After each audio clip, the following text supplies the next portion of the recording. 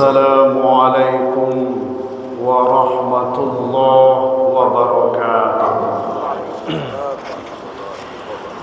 Hamdan wa syukran lillah, salatan wa salaman ala rasulillah wa ala alihi wa sahbihi wa mawala.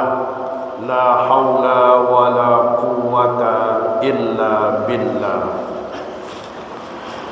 Qala Rasulullah sallallahu alaihi wasallam, inna allaha kariha lakum thalatha, qila wa qala wa ida'atal mal wa kathratas su'al. Rawahu Bukhari wa Muslim wa Abu Dawud.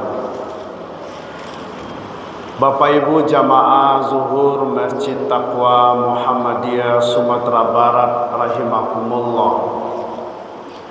Di dalam hidup ini ada hal yang kita sukai, ada yang tidak kita sukai.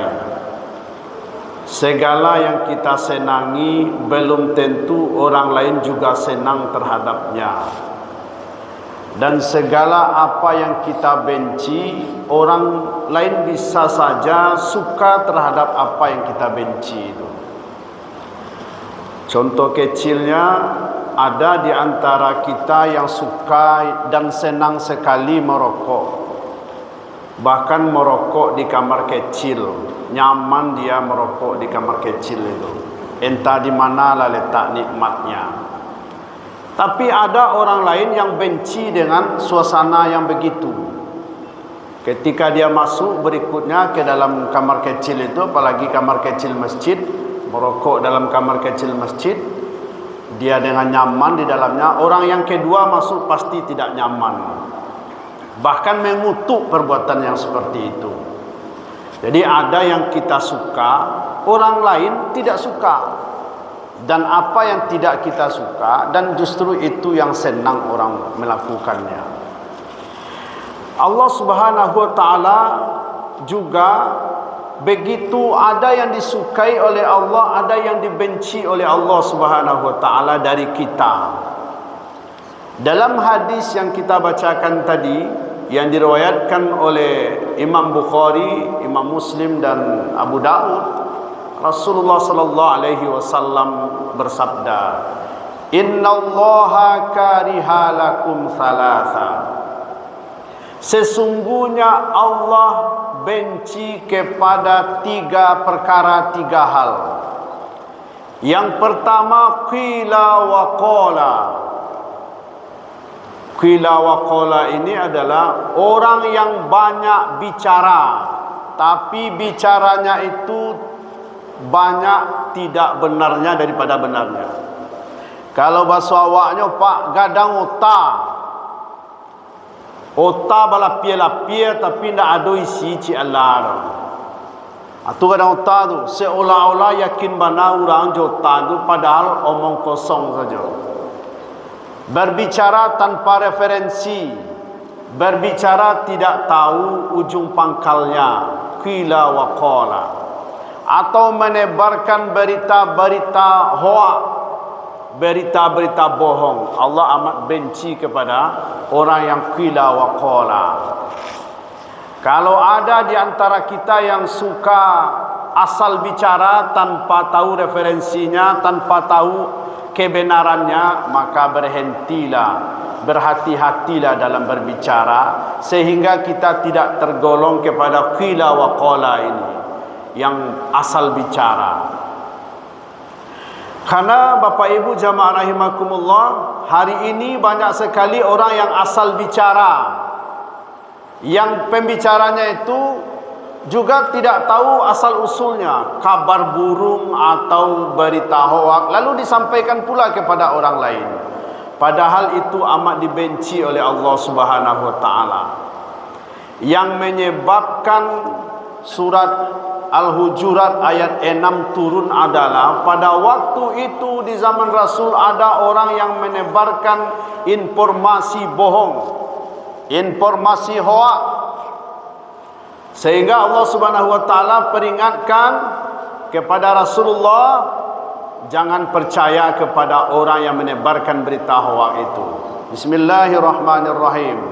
Ya ayyuhalladzina amanu, hai orang-orang yang beriman, in ja'akum fasikum binaba'in fatabayyanu, jika datang kepadamu orang fasik membawa informasi, maka telitilah terlebih dahulu kebenarannya.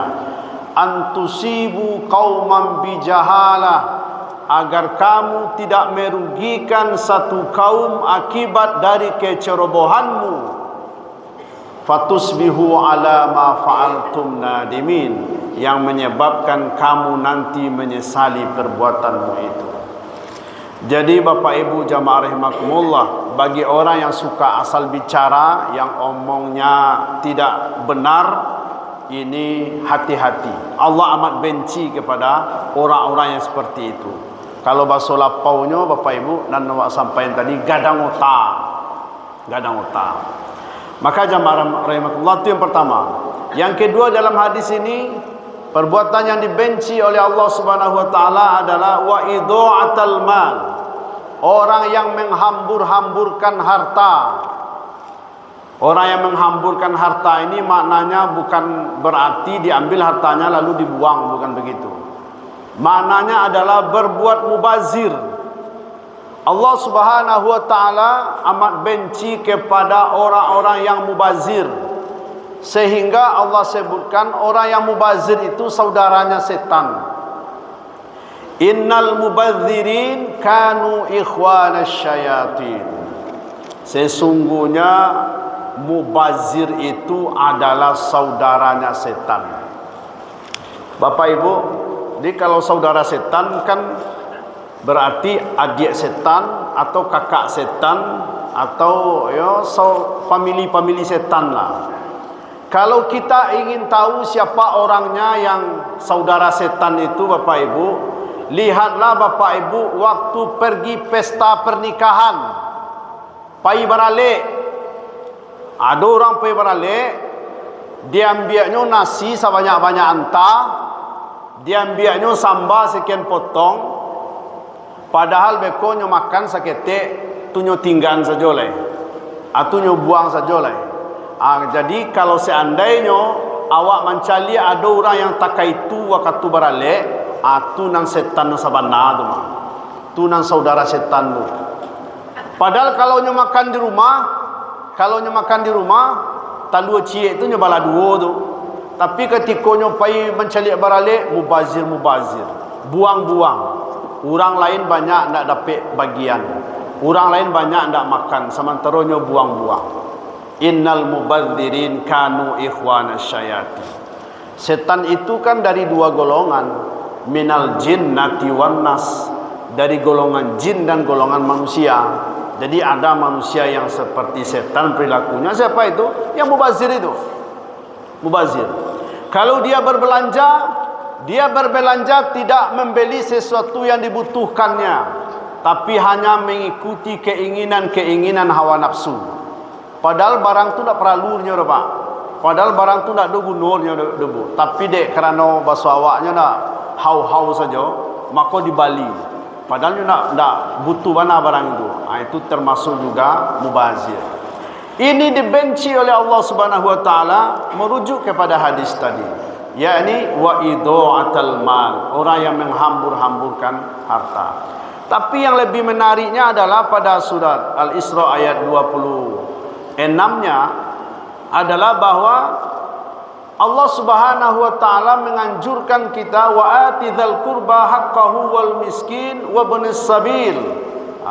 Berikanlah haknya kepada karib kerabatmu, kepada orang miskin dan orang yang dalam perjalanan. Wala tubadzir tabdzira. Janganlah kamu berbuat mubazir.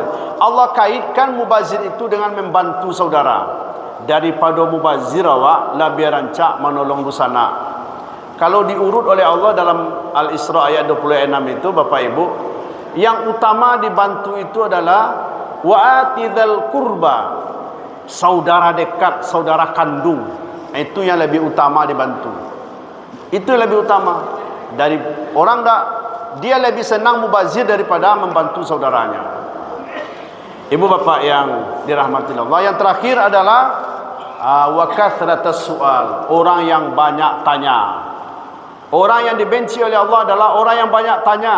Bahasa awaknya nyinyi, padahal la jale tu la jale diterangkan oleh ustaz, oleh buyanya, tanya je balik. Tujuan bertanya tu supaya lapih dari kewajiban.